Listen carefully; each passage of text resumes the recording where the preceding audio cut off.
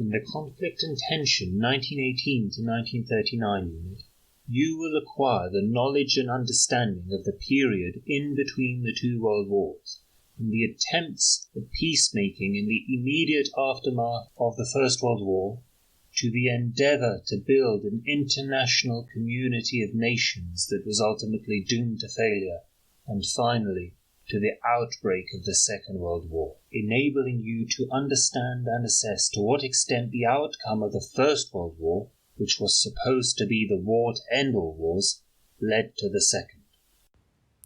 And last but not least, you are going to be studying Norman England as part of your British Depth study. This topic is really popular with the history students at our school, as you can imagine, and you will actually be starting with the Normans in Year 9. So if you do decide to take history at GCSE, this is where you will begin.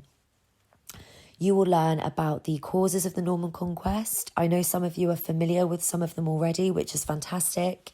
You will learn about how William established and maintained control when he became king, what life was like under the Normans, so the feudal system, the economic and social changes that were made, and also the changes that William made to the church. Taken all together, studying history at GCSE will enable you to gain an understanding of the modern world. Firstly, through studying the 19th century history of the United States of America, which shaped that nation so deeply, a nation which, today, has such an influence on the rest of the world. In the wider world depth study, the interwar unit will enable you to understand the connection between the two world wars, which also shaped our world on a very deep level.